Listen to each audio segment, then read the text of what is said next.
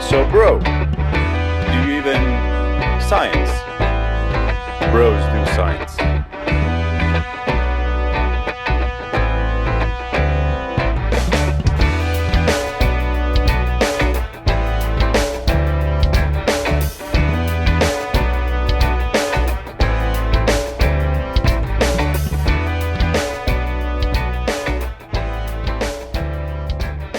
So, how are you? I'm good. I'm ready to science everyone in the room. Hopefully, Oh yeah. We're good to go. I'll try. Turn it around and I will get it on my... Oh yeah. Evan! just turning the thing around. Everybody wave! Hello guys.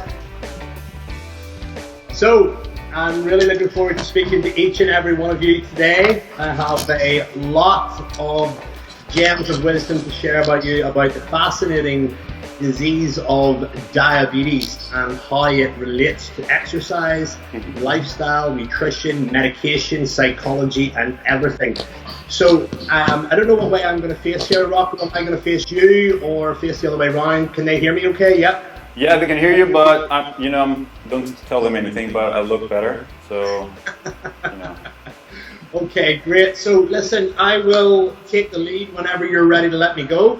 Yes. If you want to introduce me or anything like that, feel free.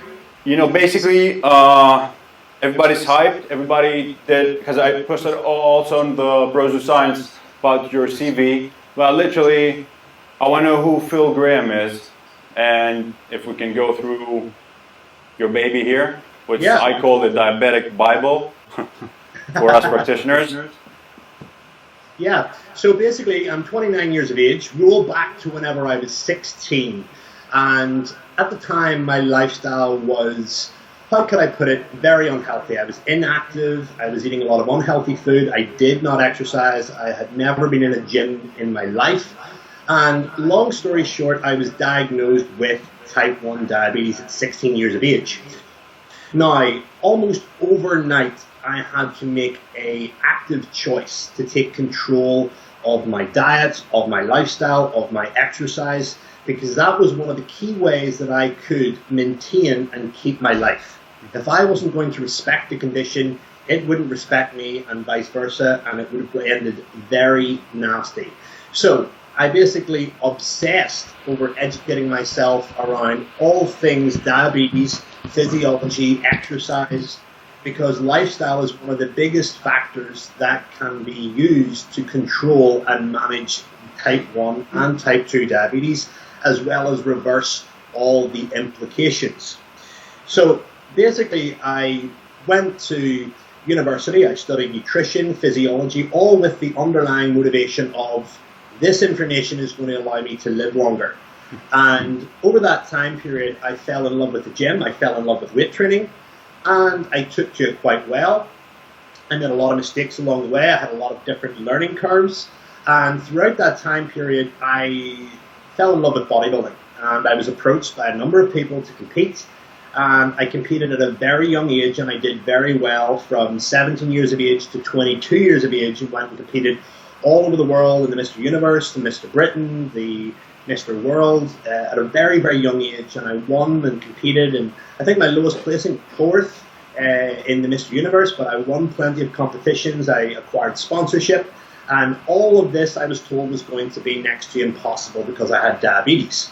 And there was nobody around at the time that I could relate to, there was nobody around that I could look up to as a mentor. The only person that some of you guys may know is maybe a guy called Steve Redgrave, who is a famous English rower, but I did not want to be a rower, so he was not a mentor. The last time I saw him was in the back of a cereal box, so he was not my go-to reference for information. So long story short, I did a lot of self-experimentation, a lot of my own investigation, a lot of reading. I literally obsessed over this stuff.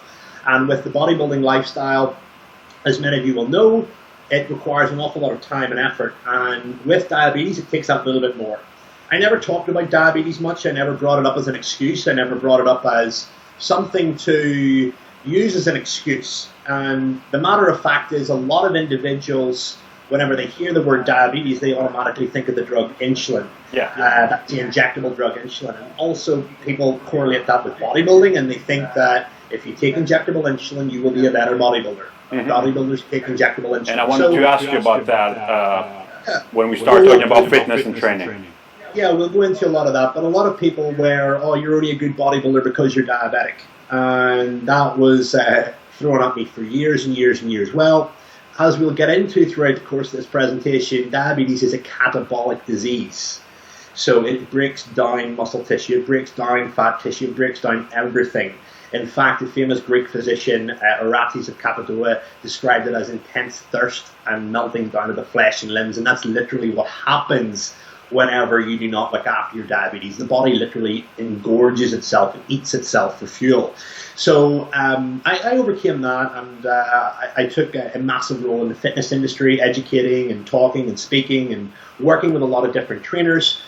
Because I was renowned for obviously the bodybuilding background and my knowledge and everything like that. And all the diabetic stuff was very personal to me. And then one time I was on stage at Body Power Expo, probably around about 3 or 4 years ago.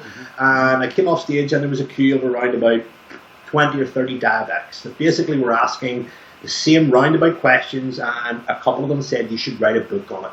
And it was never my intention to write the book, but I went ahead and wrote it. And I've written it from the complete standpoint of where I was at 18, 19 years of age, trying to build muscle, lose fat, get incredibly strong with this catabolic disease.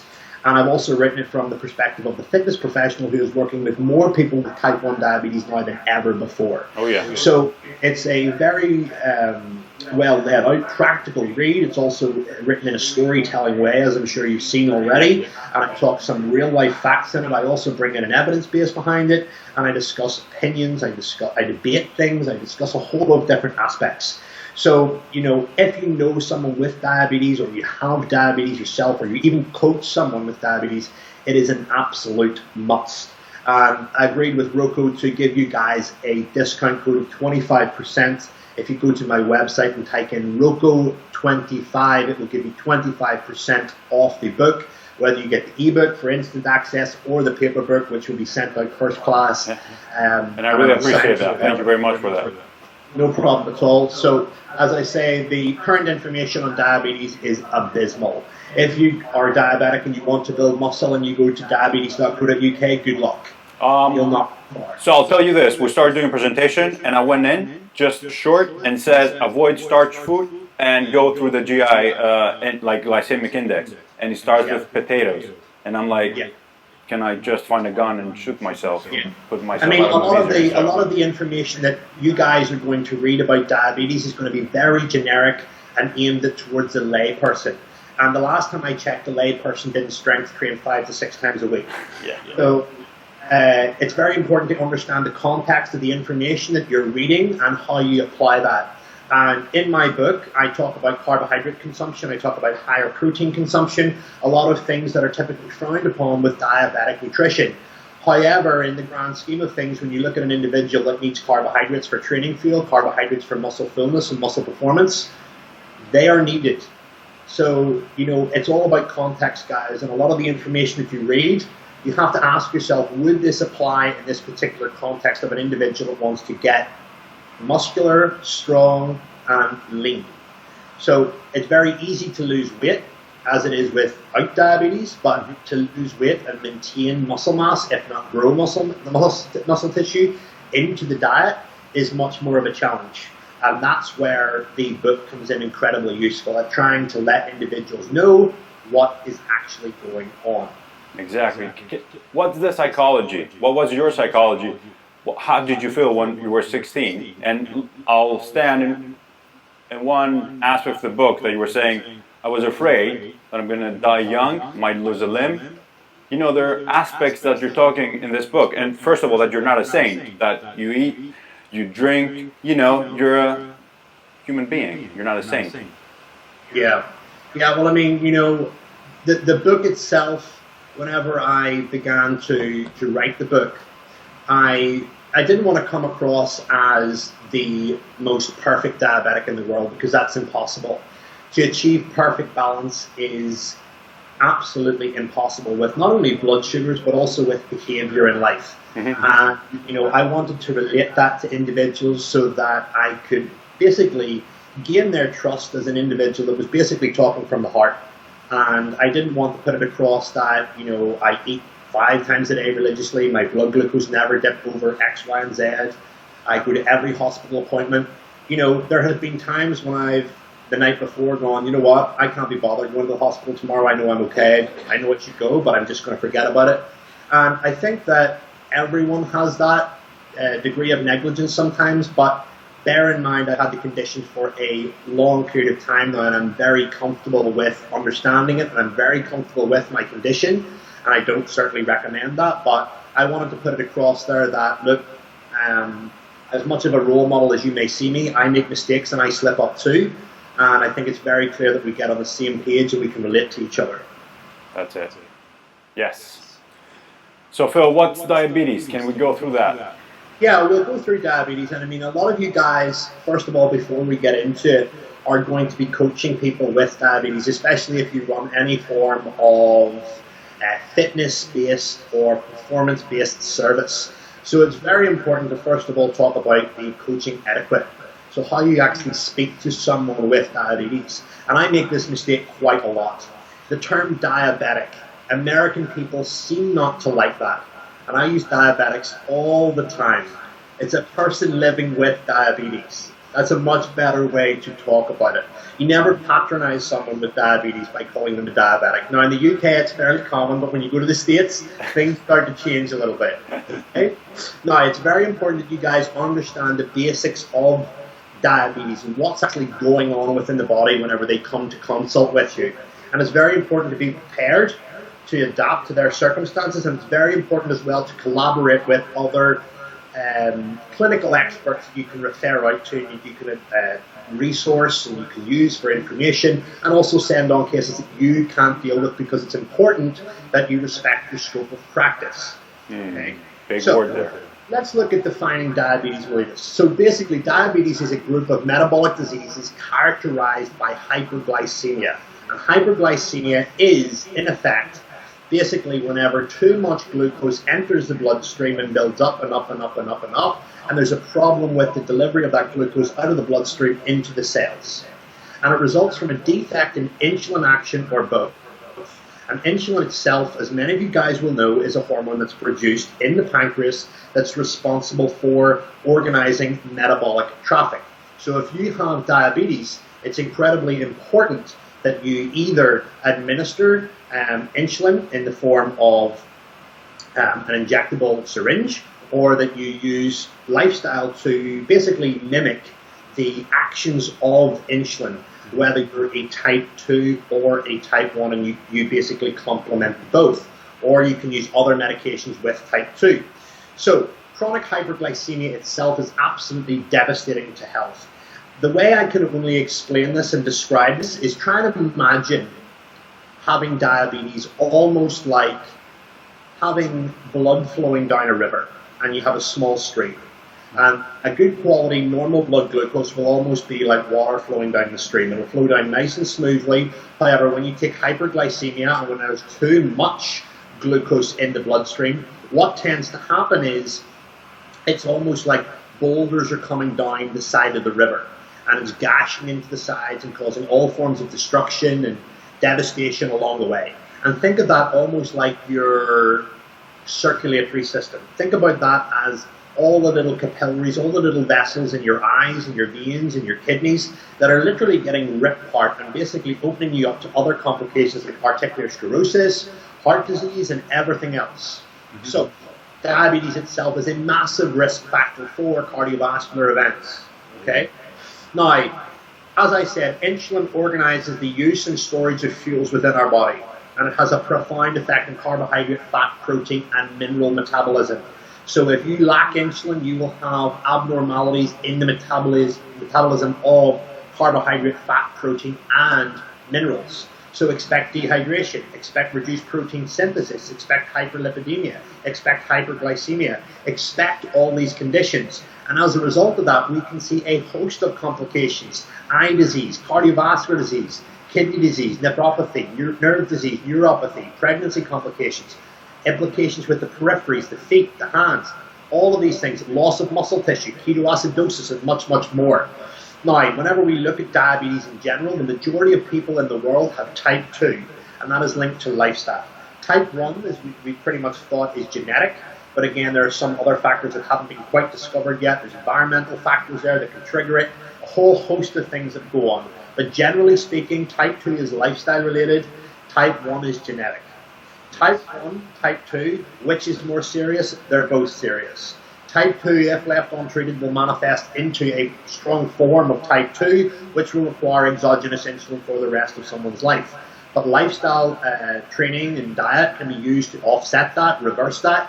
And with type 1, basically the individual has to rely on exogenous insulin for the rest of their life. So it is an implication in every way, shape, and form for healthy glycemic control. Okay? Now, whenever it comes to diagnosing diabetes, there's a number of different tests, and I'm going to give a brief overview of them all. We've got the HbA1c blood test, which basically provides around about a 6-month average of glucose control over that period.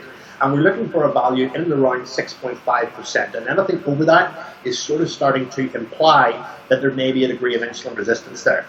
We also look at fasting blood glucose levels. We want that to be ideally quite low.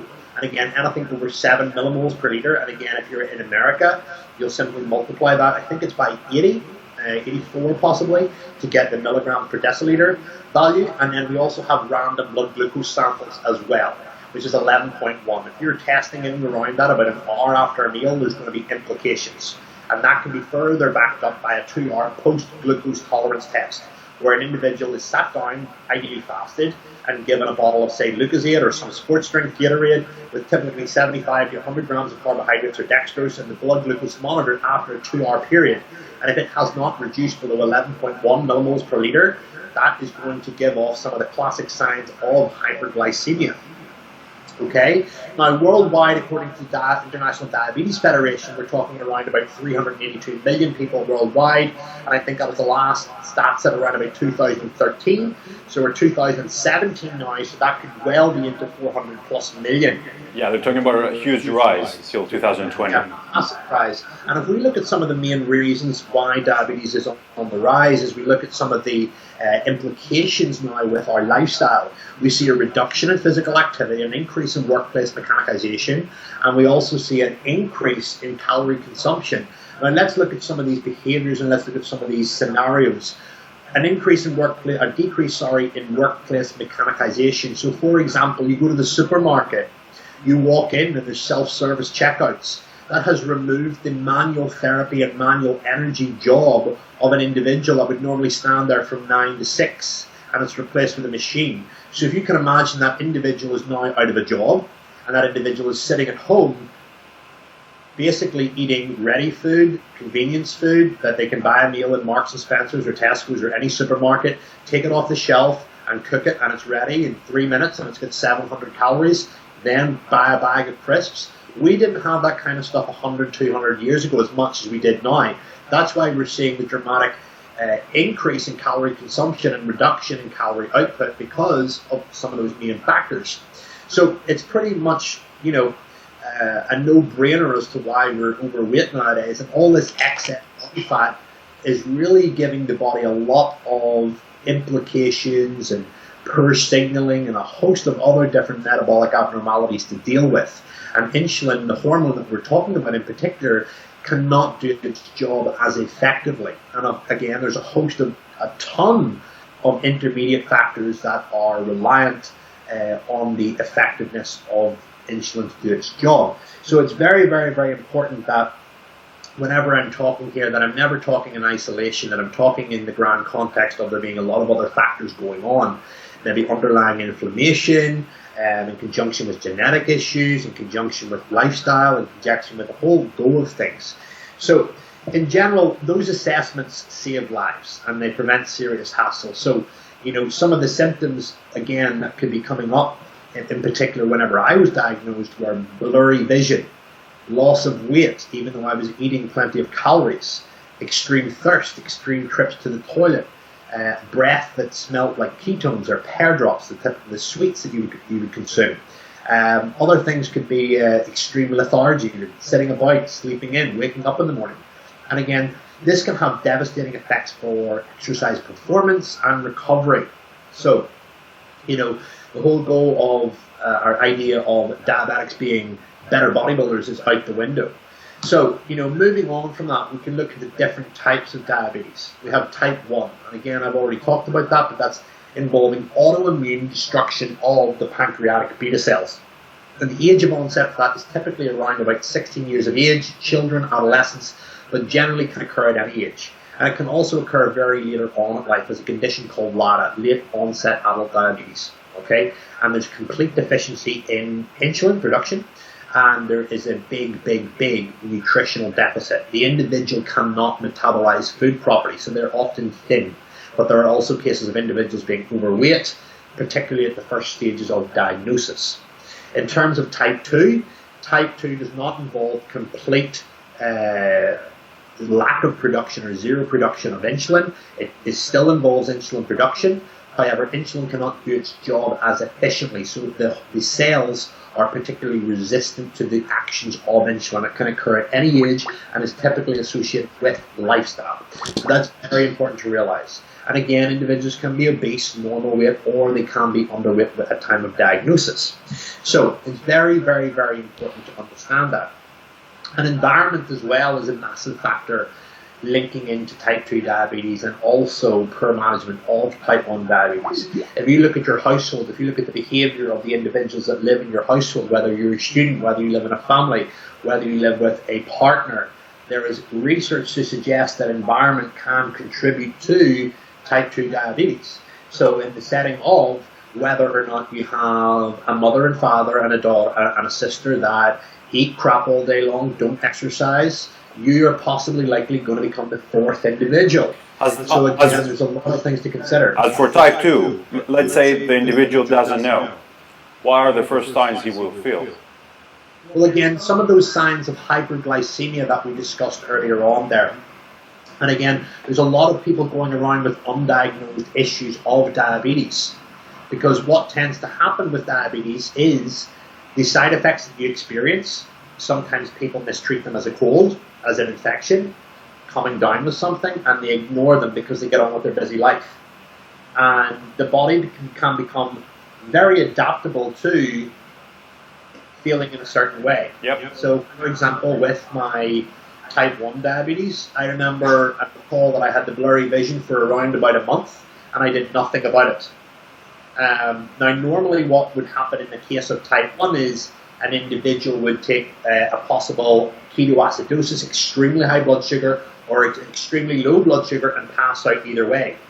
Hypoglycemias in people with type 2 diabetes are quite rare, but ketoacidosis is common in certain cases. So again, blacking out, passing out, obviously that will entail you going to the doctors, getting a blood test, and that will be shit hit the fan basically. So, and that's exactly what I want to stand, because if you go and try to get all your information from NHS, you don't know exactly what you have.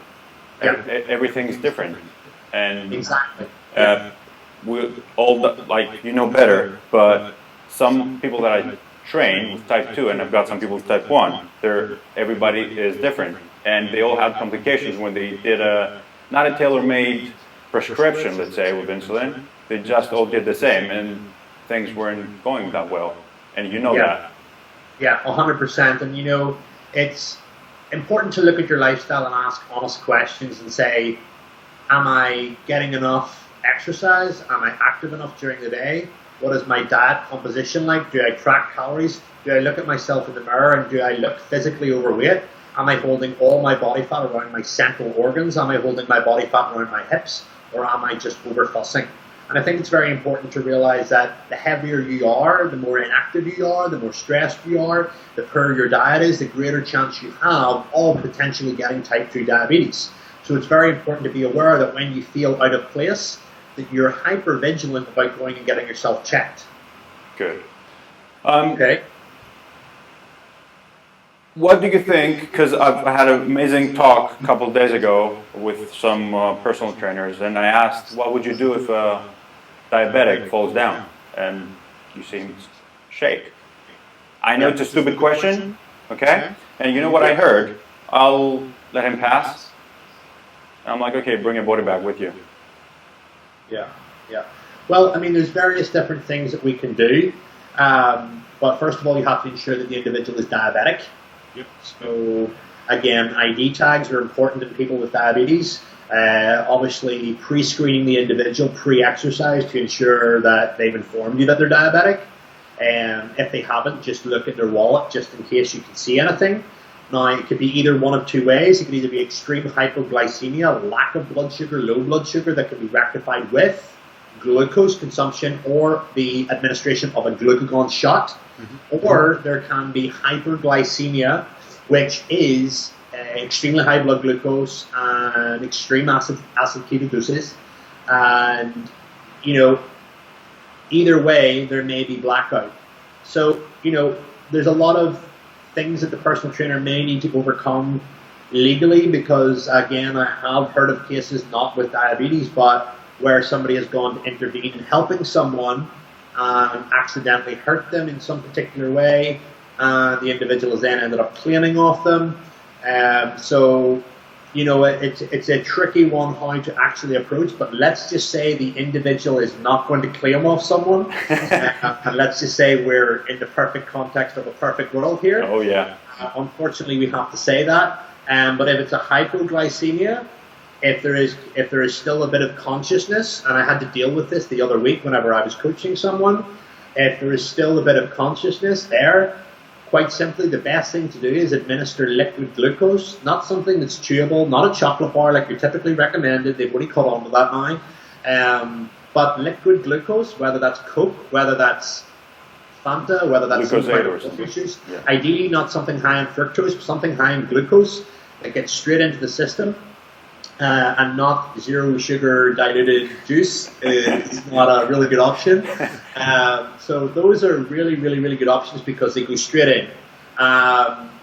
You know, again, with the chocolate, the typical recommendation by healthcare professionals, last time I checked, chocolate was pretty damn high in fat and it was pretty damn high in calories. And when you're taking hypos all the time and you're having to consume a lot of chocolate, you're going to be consuming a shitload of calories. And as a result of that, you're going to really ramp up your body fat stores if you're not burning that off, which is going to aid in contributing to further insulin resistance and further increases in heart disease. Oh yeah. Also, as well, by the time the chocolate hits your system, you're probably going to be passed out anyway.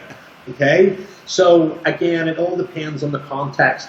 I don't think chocolates are a really good option for hypoglycemic treatment. You want something fast and sharp that brings your brain into a particular state very quickly, and you can feel that glucose hitting your system. If somebody's completely passed out, a diabetic should carry a glucagon injection, which basically will regain consciousness and rise the blood glucose back up. If they were not to wake up, they would wake up particularly high because the glucagon would kick in to a degree naturally, although in type 1 diabetics there is deficiencies and there is implications and downregulation in the ability to produce glucagon in a healthy way. And the individual would wake up with a high blood glucose, and that's because the glucose out of the liver has spurted out and brought the system back. Now, again, administering that injection, there's very clear instructions on the injection needle. It's a large needle and typically goes into the thigh or the buttock. And again, that's where you're opening yourself up to issues if you put that in the wrong place. Okay? So, hyperglycemia, opposite. If somebody collapses and it's ketoacidosis, first smell their breath. If you can, check their blood sugar, prick their finger. Again, educate yourself how to do this. Know how to do this. Ask them how to do it. If I'm exercising you or I'm treating you, what happens if you go low? Can you tell me how I test you? Some people may wear a continuous glucose monitor. Some people will need to have their finger pricked. You can look at their glucose, and if they passed out on the floor and you get their mobile phone and you scan it, and it says 25 millimoles per liter or high, you can pretty much rest assured they're in a state of ketoacidosis and you need to ring the accident and emergency system really, really quick.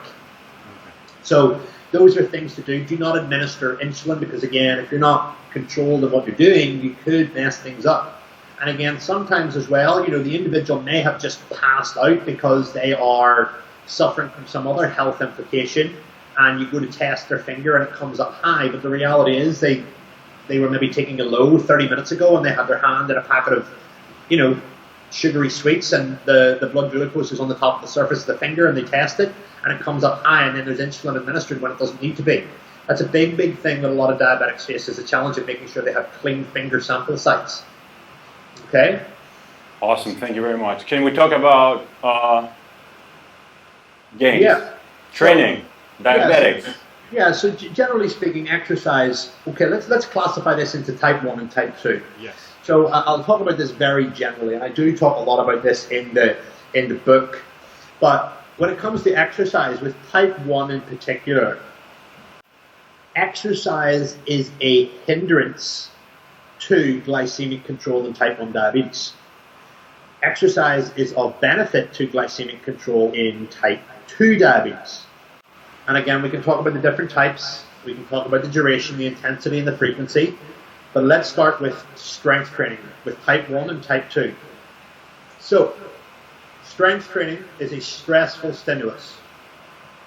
A stressful stimulus that increases the production of stress hormones within a diabetic's body. Corticotropins, adrenaline, norepinephrine, all of these kinds of things that are produced are responsible for increasing blood glucose. Fight or flight, sympathetic nervous system response. When someone with diabetes lifts weights and their blood glucose kicks up from the liver's production of glucose due to those stress hormones having action, the diabetic has no insulin to recirculate that insulin back into the system. So the blood glucose can climb and climb and climb and climb and climb and go into hyperglycemic states. This often leaves the diabetic confused when they finish the exercise and went, I did not eat anything, I went in and I exercised and I came out high. Do you know what? This isn't right for me. This is bad for me. The other thing you need to realize as well is whenever you strength train with diabetes, your blood glucose generally will go up. But that is when there is minimal insulin present, i.e. when you're fasted. This will also happen in the middle of the night as well, when your body secretes growth hormone and other stress hormones to prepare yourself for the day. And that's why it's very important to administer the correct amount of basal insulin to accommodate the liver's output of glucose throughout the day and throughout the night. Now, whenever it comes to the extreme stress of strength training, you may need to administer bolus insulin. Bolus is fast-acting, basal is background slow-acting to accommodate the glucose output from the liver, gluconeogenesis, all of these things. Now, whenever we strength train, we have adrenaline, we have all that stuff going on which rises glucose. We also have lactate, we have pyruvate, we have the Cori cycle, we have all of these things that drive blood glucose up. And we need to accommodate that increase with insulin. Okay?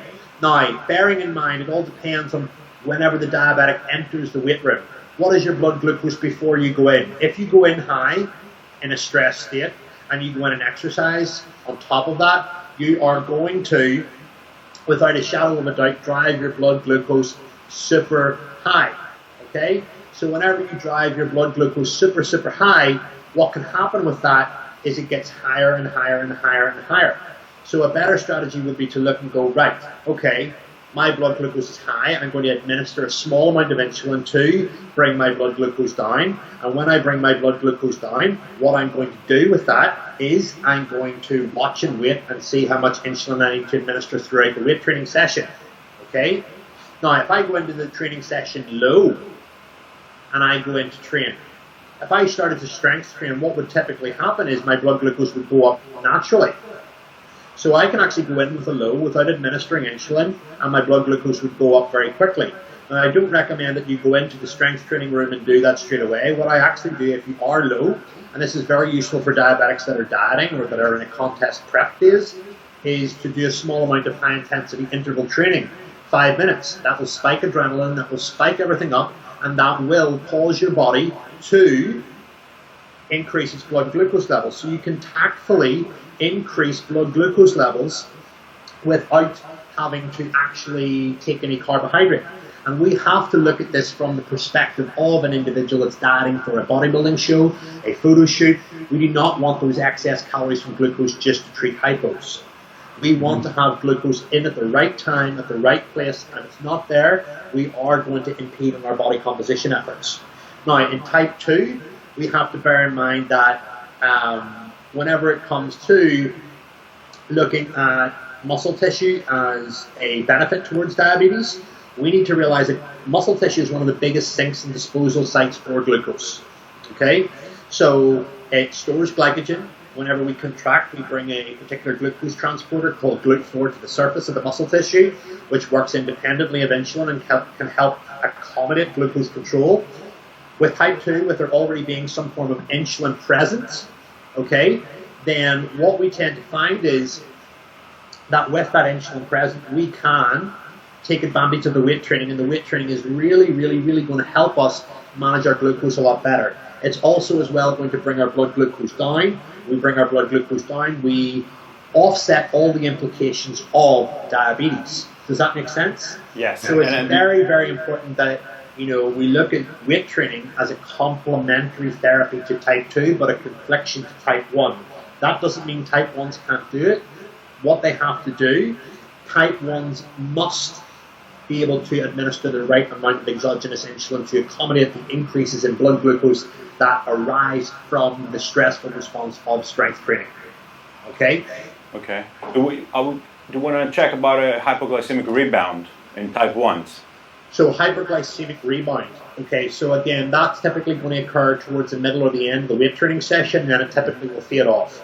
But if you're exercising and you have a hyperglycemic response, protein synthesis will go down, protein breakdown will go up, glycogen breakdown will go down much more rapidly, fatty acid oxidation will go up, and we also have to look at dehydration going up as well. So these are big things that are going to be implications for performance, and something that the diabetic strength training athlete really needs to be mindful of. If they're not mindful, they're not going to maximize their muscle building or their fat loss efforts. And it's absolutely paramount that they obsess over their control. It's what you said, being mindful, and you said about when your client comes in, did you measure your blood sugar? Yeah. Right? And you always say that in your book. They need to measure, they need to know. Yeah, well, I mean, if you look at a diabetic client from a personal training perspective and they're trying to build muscle and you look at their blood glucose meter and it says on average they've been high, you can pretty much say with confidence that they've been in a catabolic state. On the other hand, if the individual is coming in with a relatively low blood glucose level or having periodic bouts of hypoglycemia, you can pretty much say that you've had to consume extra calories to accommodate those hypos. Have you accounted for those? So if they haven't done that, then you're looking at the potential for fat gain in people that take hypoglycemic attacks all the time. And that is not going to be favorable for a result from a personal trainer or from a bodybuilding or performance standpoint where aesthetics is involved. And that's exactly what you said before about behavior. You cannot say diabetic tends to get fat. Yes. Okay, because the person living with diabetes, an individual with diabetes. It's I don't mind being called diabetic because that's what I am, and I embrace that name, and I'm not going to cause a fuss over a couple of letters. But some people don't like being called that, and you have to respect that and work within that. So so I mean, we can see that exercise from a strength training perspective can conflict with control in type 1s and help control in type 2s. Cardiovascular activity, high intensity interval training, anything that's high intensity that relies on the glycolytic system will cause an increase in blood glucose in type 1 diabetics, provided they do not have too much insulin circulating in the background. In type 1 or type 2, it will lower blood glucose. Low intensity steady state cardio or moderate state cardio will decrease blood glucose in both type 1 and type 2. Okay? But the big thing for someone with type 1 diabetes is to ensure that they don't have overlap of insulin in their system. If you have overlap of the drugs circulating around, you're going to plummet your blood glucose and end up eating food that you don't need to eat. So that's again, something that you will pick up with patterns. That's something that you will pick up with record taking, observance, and self-awareness. And you have to be completely obsessive over that. Now, when we look at outside the training window, if we look at the typical male that wants to build muscle or female that wants to get strong, if we are spending so much time with fluctuating blood sugars between high, low, high, low, high, low, we're going to have dramatic differences in our mood. We're going to have dramatic differences in muscle protein synthesis. We're going to have a lot of stuff going on. Okay, so that is not acceptable for somebody that wants to build massive amounts of muscle or dramatically improve their performance. Okay? And you said about building, and you said before about it's a catabolic state. And what I wanted to ask, we're talking about protein. Yeah. If you don't have insulin, when you get your morning shake, you just have protein circulating in your blood, right? Yeah. So you need insulin to bring it in yourself. We need insulin to bring it in, but we need insulin also to be involved in all the recovery processes that are, typically at play with protein synthesis. And we also need insulin as well from the perspective of, stopping muscle protein breakdown. And again, it all depends on the context. Has the individual strength trained? Has the individual been completely rested? What's the protein need? And I mean, that leads me on to the point of how much protein should diabetics consume. And that's a segue for I want to talk about diet. Yeah. Like, of course, it's different in type 1, and it's different in a type 2. Yeah. How can a type 1 get the advantage in his nutrition? Because we hear about ketogenic diets, and I don't want to, it's not the holy grail, but one size doesn't fit all. Well, the thing with ketogenic diets that I'm really not too sure about is getting into a state of natural ketosis anyway, whenever it's going to be very hard when you're using an exogenous drug. So if you have insulin circulating about and you accidentally inject 2 or 3 units too much, good luck trying to go ketoacidosis. And you have to treat yourself with a bottle of Coke. So, I think the most important thing to realize is that you need to identify the individual's goal. So what is your goal with nutrition? Are you wanting to be a healthy individual? Are you wanting to be an extremely muscular individual? Are you wanting to be an extremely strong individual? Are you wanting to do endurance events? We need to look at the context of where the nutrition is applied and not just say, right, this is the best approach. Now, generally speaking, let's look at the goal of 99% of the population, that is to look and feel great.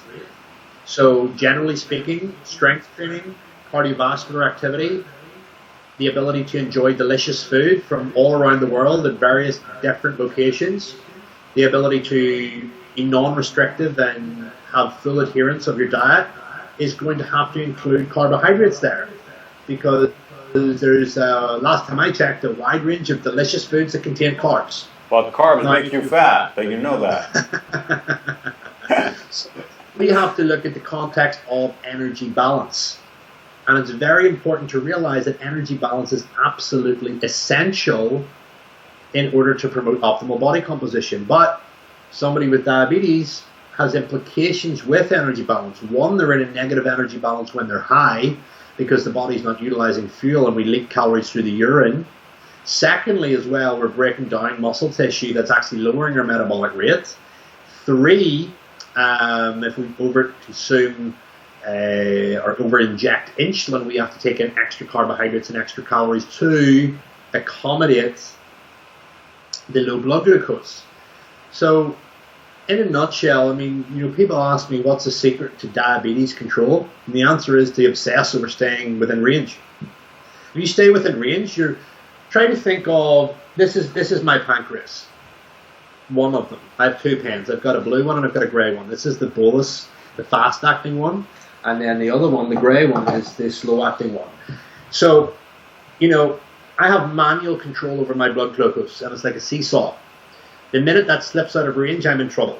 So, over the years, I've obsessed over data collection, identifying patterns, and all these kinds of things that I talk about in the book, and come up with my perfect plan for me. I know my day. I know what stresses me out. I know what activities rise my blood glucose. I know what foods I like. I know what foods I don't like. I know what supplements I take. I know what my blood values are. I know how my blood values change. I know when I go into the doctors, my blood glucose is higher than normal. Well, oh yeah, I have a shit 2 months because X, Y, and Z is going on. I know, okay? And the thing is with a lot of people with diabetes is they'll just go in, they'll get the result, and they'll do nothing with it. Or they'll go and look at some mainstream fitness magazine and read about protein and read about this and read about that. Realize this, your creatine, your protein, your vitamin D, your fish oil, all of the stuff will not work if your blood glucose is not in range. Your body is eating itself. If you're type 2 and you don't have the habit changes or psychology to actually go forth and create change, then you're never going to stick to it. But you've got to look at the overall general principles of getting in shape.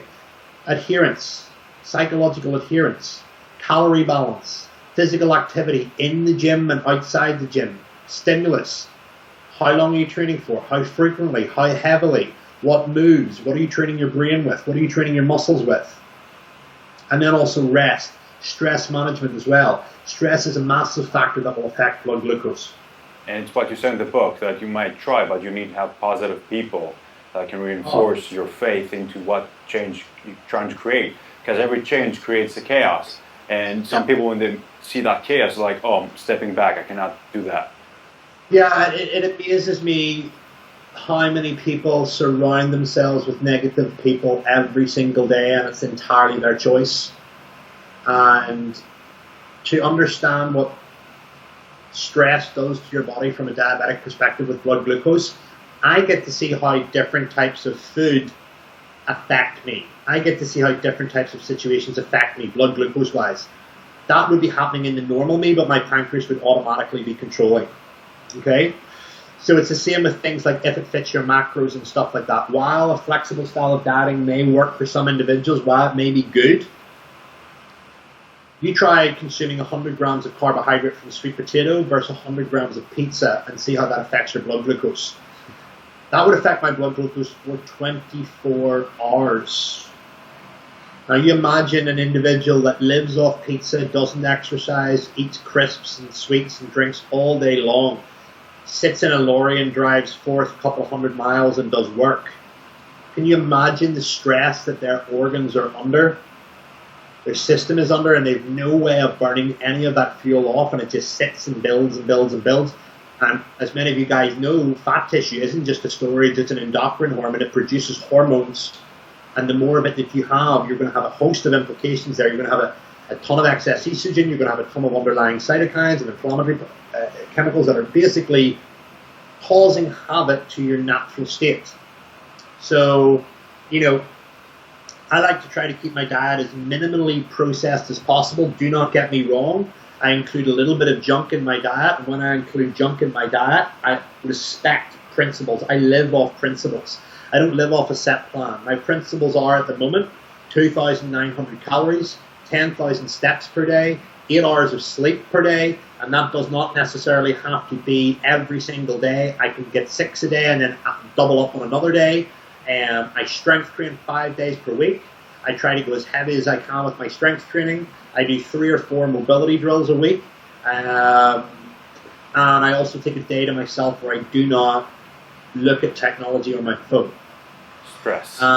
Those are my principles, and those principles are reverse engineered from I want to look great, feel great, and be clear in thought. It's exactly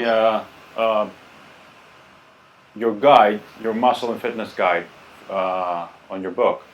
And I love the thumbprint at the beginning because everything starts from that, right? It's nutrition, it's health, training, supplements, which I want to have. Well, let's talk about that.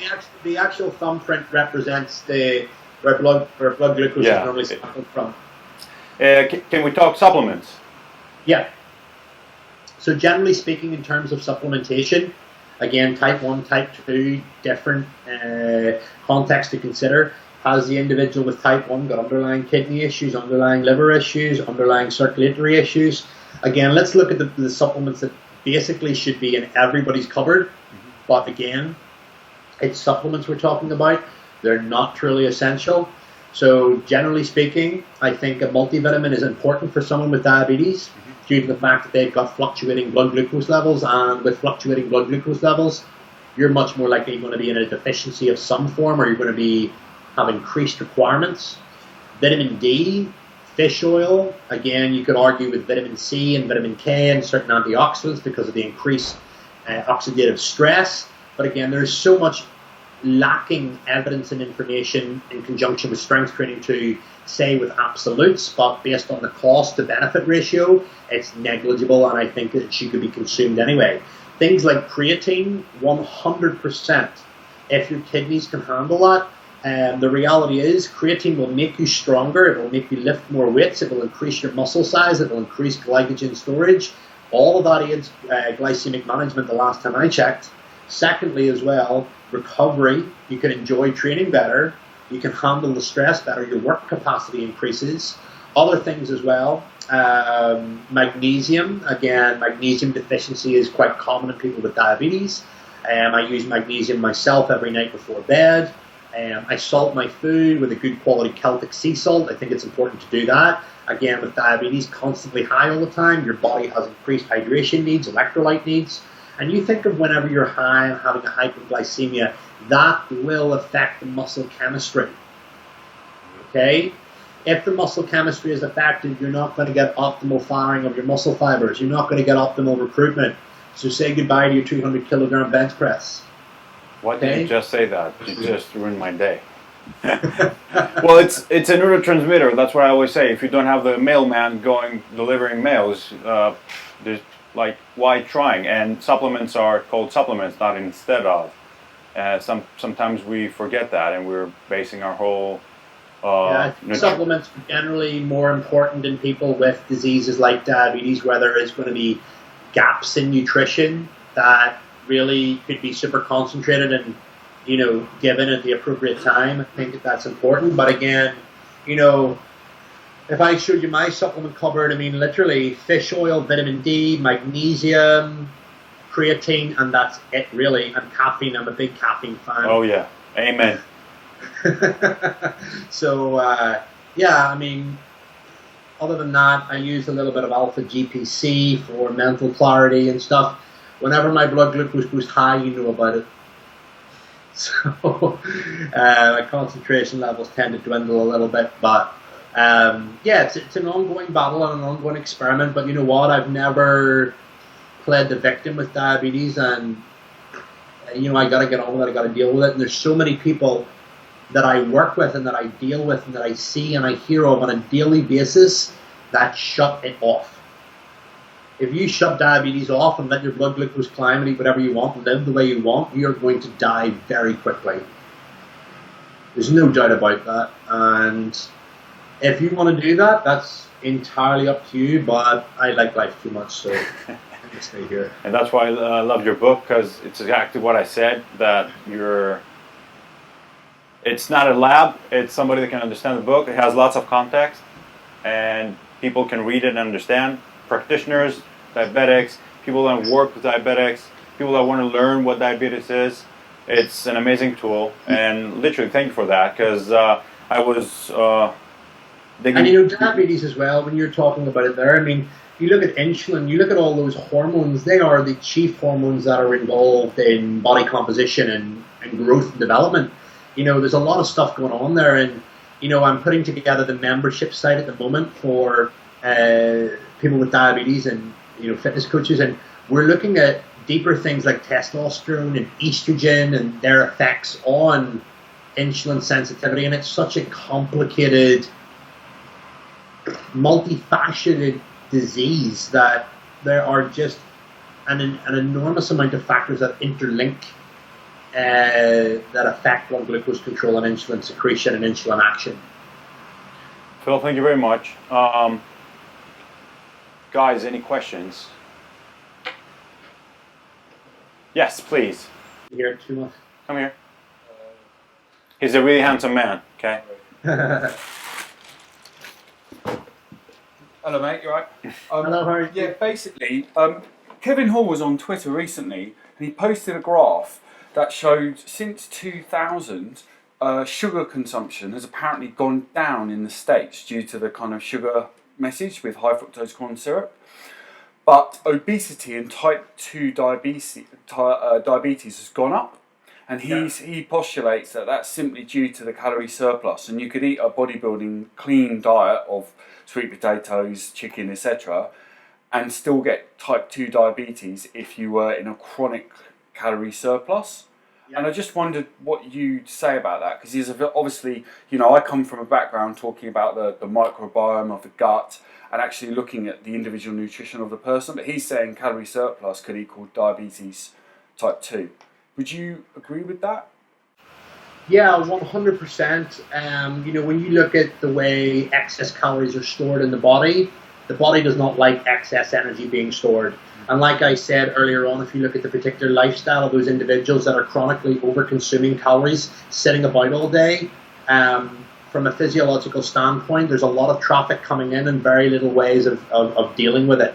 And that's where that pancreas is literally punctured all day long in terms of producing, and there's very little muscle tissue to soak up the excess glucose. There's very little muscle tissue to run the overall engine size and run everything through. And all this convenience lifestyle nowadays that is basically out there is literally obsolete. So like I even mentioned about cooking a meal, we look at cooking a meal now by simply going to one store. Whereas if you look back to maybe 50, 60 years ago and you wanted to prep a meal, you had to go to individual shops, walk there, spend the energy talking to the shop assistant, buying the food, cooking it together, and then putting it on the table, whereas now it takes 2 seconds. So that's a massive factor in, the ability for us to contribute to obesity worldwide. So all of this excess energy, the body physiologically does not like it, and especially when there's a lot of inactivity. That is the reason why type 2 diabetes is on the increase. And again, there are other factors as well now. There may be underlying genetic factors, there may be underlying environmental factors. We know that type 2 diabetes is also contributed to with medication, surgery, certain environmental pollutants, and other things like that as well. But if I was to say to you, do you go to the gym yet? Yes. So if I took the gym away from you, and I was to feed you every single day with pot noodles and typical food that most normal people, and cereal bars that most normal people eat, just take blood work now and then take the blood work in 6 months. Okay? And after we look at that blood work, we can then see what's actually happening inside you physiologically. We can see biomarkers change with all that excess energy and that lack of activity. Okay, so that's very important to realize. And if we haven't got those biomarkers, then we can't see, we can't look at that. But does that answer your question? No, it definitely does, because obviously we're kind of that generic kind of 75% of it is nutrition type message that's broadcast. Obviously people are familiar with, but this message suggests that exercise is everything, isn't it? For your health. I mean, there's nothing wrong with eating more food. People just need to move more. They need to just buy yourself one of those. If you put that in, I put that in my hand now, and don't get me wrong, and my phone's also synced up. But like I said, principles. If you give an overweight person or somebody with diabetes 10,000 steps to do per day, and they've never tracked their steps before, and they automatically start tracking, that's a habit builder that induces change, that induces positive physiological effects. Yeah. And those positive physiological effects are going to be increased calorie consumption, increased glucose disposal. All of those things are going to be really, really, really useful for someone who has problems with their insulin and sensitivity. Okay? Yeah. Hope that helps. No problem. Any other questions? No? Come on. I know he's big, but...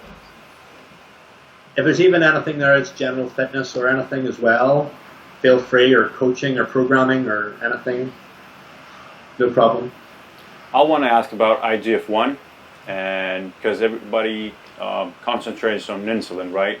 And there are 10 times the stores, or 100 times the stores in the liver of IGF-1.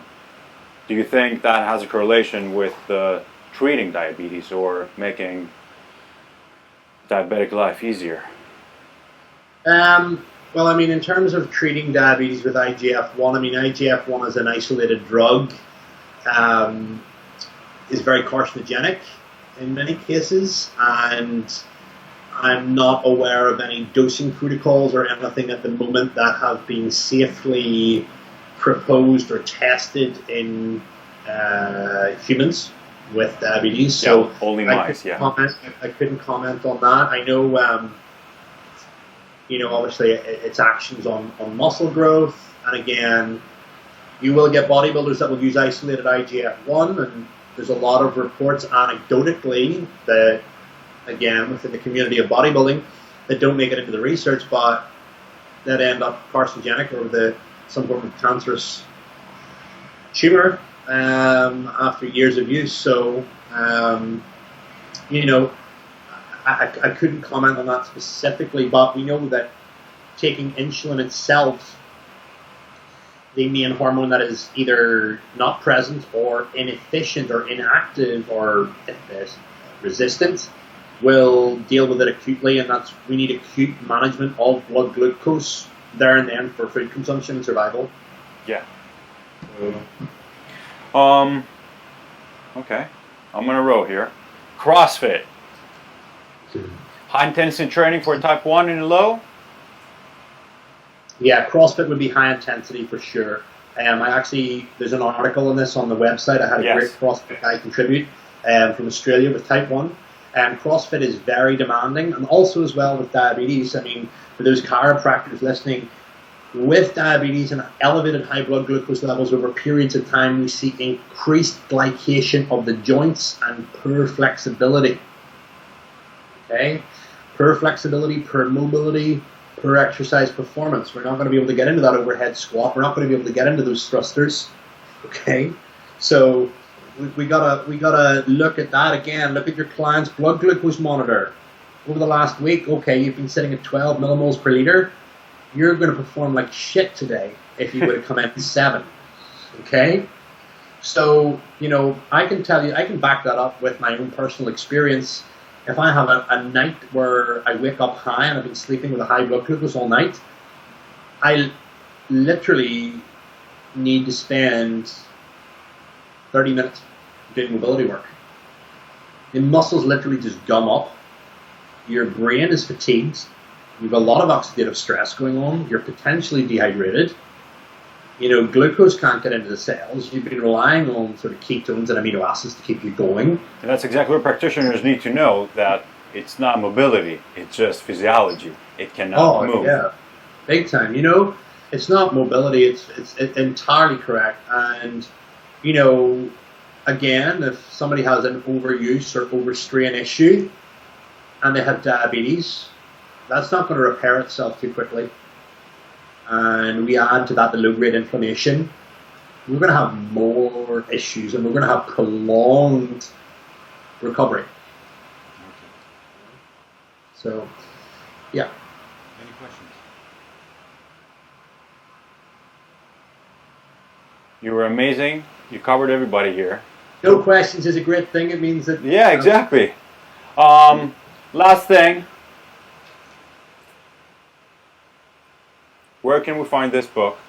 So if you guys go to diabeticmuscleandfitness.com, you can order it through there. If you're an international student, you can order the e-guide. If you live in the UK, you can order the paperback book. If you want to order the international version, go to amazon.com or amazon.co.uk, and you can get everything supplied through there. That would be very grateful of you guys. And again, if you have any friends or family members or clients with diabetes, I literally have covered every single angle in the book for you to look at, investigate, research, and understand. There's a question if you're, I'm not going to answer because you're here, if you cover endurance training in this book. I would say yes, but you're because I've read the book. Yeah, endurance training is touched on very, very lightly, but this guide is much more specific for individuals looking to build muscle. But again, I talk about exercise physiology. Yes. And if you understand the exercise physiology of endurance training, then the book does talk about it to a degree, but it does not talk about training protocols for endurance. It will most certainly tell you what will happen blood glucose and how to fuel that. You talk about the physiology and how you can apply that to endurance training, and Yes. and the same thing you cover with high intensity training too. Yeah, 100%. What are your plans? What's new? What's coming up? So the plans now are to get the membership site finished within the next month and get that up online. That's going to have a lot of video modules. There's going to be experts and physiologists and endocrinologists from all around the world contributing content towards that, and I'm very excited to get that out there. That's going to be basically updated every single month with various different elements of diabetic strength training. It's going to be the number one. I want to create the number one community for diabetes and strength training. And, I don't want to go down the endurance route because that's not a particular area that I specialize in. I may have individuals to talk about that at particular stages. But this is generally aimed at diabetics who want to strength train. Reason being is because glucose is a diabetic's best friend. And, that is the main theory behind it. Awesome. So, yeah. Will we see you in any Body Expo or any? Yes, I will be at the Body Power Expo this year. I'm there every single year. I'm also all over the UK doing a lot of coaching dates I do a lot of private work with gyms and personal trainers, and I will be announcing some UK seminar dates as well. A lot of those are geared towards fitness professionals, personal trainers, from a nutritional standpoint, a training standpoint, but we also cover business and marketing and stuff like that, all those kinds of elements for setting up a fitness business and running a successful one. So all of those things are covered. But it would be great to bump into any of you guys. If any of you guys ever see me, make sure you come up and say hello. It would be great to interact and connect with you. I always love meeting people around the world. And Roku, thank you very much for giving me the opportunity. And I know how much time out of your day you've taken to organize this, and you're making a massive impact with all the people that you're reaching out to and connecting with and bringing that back to your students. And it shows an utmost level of care and respect for your job. So my hat goes off to you as well. And, all of you guys as well listening, I wish you all the best with your careers. It's a very busy industry, but remember, if you want to make a difference, you have to focus on impacting and adding value to as many people's lives as possible. And whatever it is that tickles your fancy, whatever it is that you specialize in, make sure you master that to the best that you can. Surround yourself with an incredible group of people. Never be afraid to make mistakes. Never be afraid to change your mind. Track, monitor, be very self-aware, know why you behave, know the reason behind your behavior, be willing to change it, and always chase value first, and the success, the money, the respect, and everything else that you want out of a career will come as a byproduct. So, thank you very much for having me today, and I'm really grateful to be here. Thank you for your time, Phil, and thank you for all the change you're trying to create. Basically, not in the fitness world, but health society, and not only for diabetics, but you're creating a guide for us practitioners to become better and better, as you said before. See you on Body Expo soon, and we'll catch up later. Brilliant. Thank you very much, guys. Take care. Thank you.